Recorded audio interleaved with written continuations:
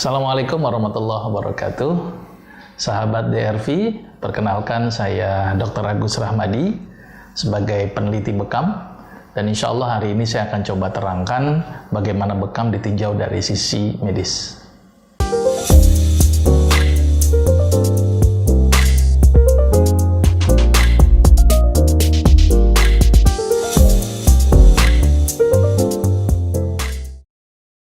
Ya, bekam ini memiliki banyak nama. Ya.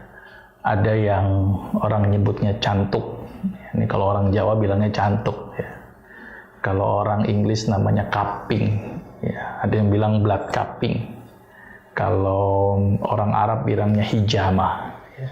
Tapi intinya adalah suatu mekanisme mengeluarkan darah melalui perlukaan di daerah kulit.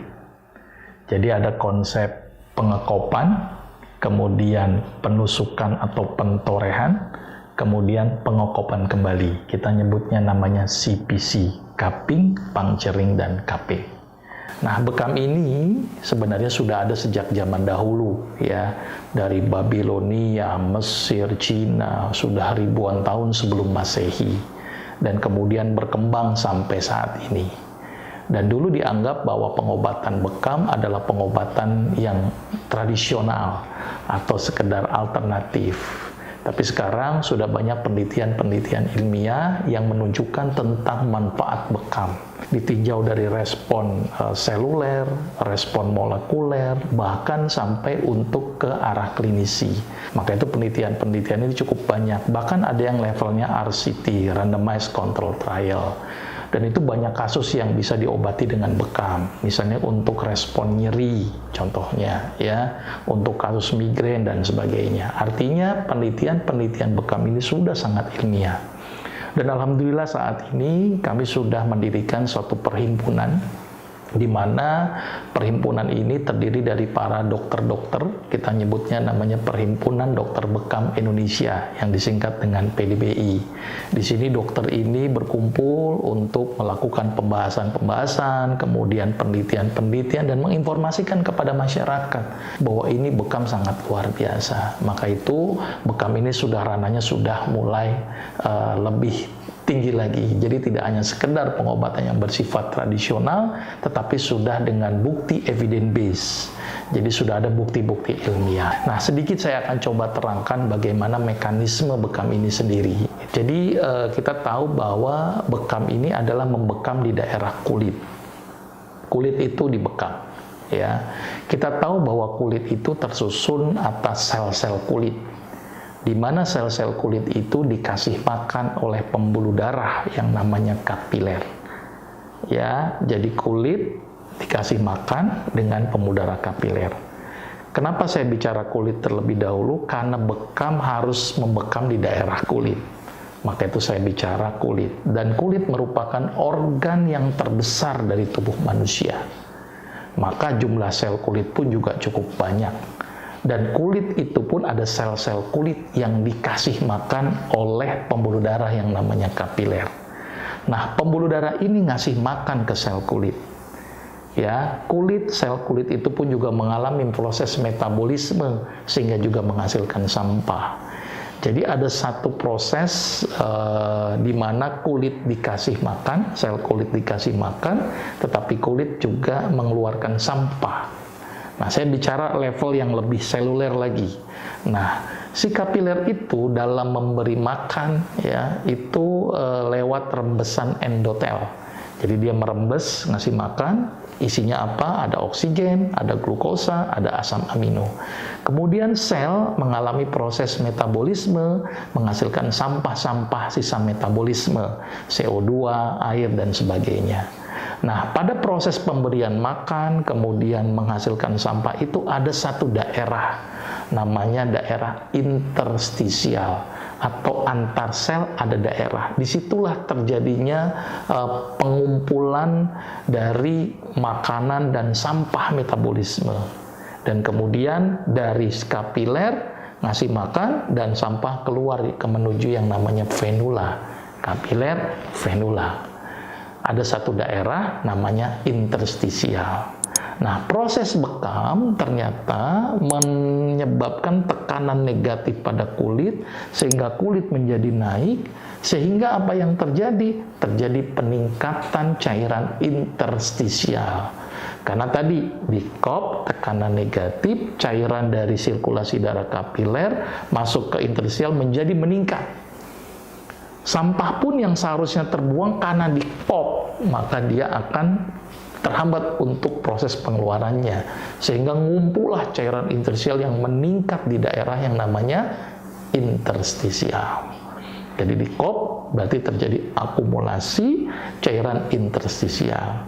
Kemudian setelah di kop dalam jangka waktu beberapa menit gitu ya, atau sampai kondisi sudah hiperemis, kopnya dilepas, kemudian dilakukan penusukan atau penyayatan. Ditusuk, maka keluarlah tadi cairan interstisial.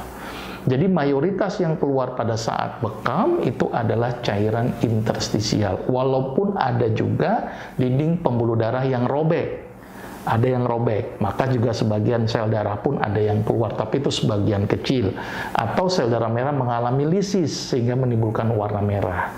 Setelah ditusuk atau ditoreh kemudian dikop lagi, maka cairan keluar tuh dalam jumlah yang banyak. Maka itu bekam adalah proses pengeluaran cairan interstisial, di mana di situ berisi makanan, di situ juga berisi sampah-sampah metabolisme, di situ juga berisi radikal-radikal bebas. Maka itu bekam ini sangat luar biasa untuk mengeluarkan tadi sisa-sisa sampah metabolisme. Maka itu bekam ini bisa bermanfaat untuk beberapa aspek penyakit. Ada sesuatu yang unik dari bekam ini.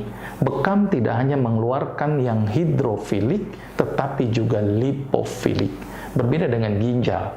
Ginjal hanya yang hidrofilik saja yang difiltrasi atau disaring. Tetapi bekam, filtrasi melalui dinding endotelnya tidak hanya yang hidrofilik, tetapi yang juga lipofilik atau larut dalam lemak. Maka itu kenapa bekam bagus untuk menurunkan kolesterol. Bekam sangat bagus untuk menurunkan tensi, karena tadi cairan interstisial banyak yang keluar. Bekam juga bagus untuk menurunkan asam urat. Bahkan ketika bekam, nah ini yang cukup unik, terjadi respon inflamasi. Karena ditusuk, karena ditoreh, maka bekam membuat proses peradangan buatan, atau kita sebut namanya artificial inflamasi. Jadi peradangan yang dibuat. Karena dibikin radang, maka menyebabkan respon imun menjadi berespon. Makrofag jadi aktif, monosit keluar, sel mas mengeluarkan histamin, dan mengeluarkan sitokin karena dibikin peradangan lokal. Maka itu bekam sangat bagus untuk meningkatkan respon imun. Selain itu juga ternyata bekam tidak hanya tadi sebatas meningkatkan respon imun. Ternyata setiap ada yang luka, ya, maka akan terjadi produksi yang namanya nitric oxide. Nitric oxide ini berperan untuk apa? Vasodilatasi pembuluh darah. Jadi pembuluh darahnya pun juga menjadi melebar, gitu ya. Di samping itu juga bekam juga mengeluarkan radikal bebas. Maka itu bisa mereduksi radikal bebas yang dihasilkan dari dalam tubuh. Jadi kesimpulannya adalah bekam sangat luar biasa dari sisi ilmiah. Ada satu lagi yang cukup menarik, ternyata aktivasi endorfin. Dengan rangsang nyeri, maka endorfin di otak menjadi keluar karena untuk menghambat substansi P yang dihasilkan dari nyeri, ditambah lagi ada sel keratinosit yang memproduksi beta endorfin.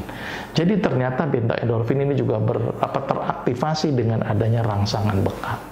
Nah, ini gambaran sedikit bagaimana mekanisme bekam ya secara ilmiah. Jadi terjadi penumpukan cairan interstisial kemudian dibuang, sampah-sampah metabolisme juga dibuang, terus kemudian respon inflamasi jadi meningkat, aktivasi nitric oxide, dan keluarnya radikal-radikal bebas. Kesimpulannya adalah bekam sangat bermanfaat, dan bekam ini ditinjau dari sisi evidence base sudah cukup banyak. Mudah-mudahan ini bisa bermanfaat untuk masyarakat untuk menjalankan bekam ini.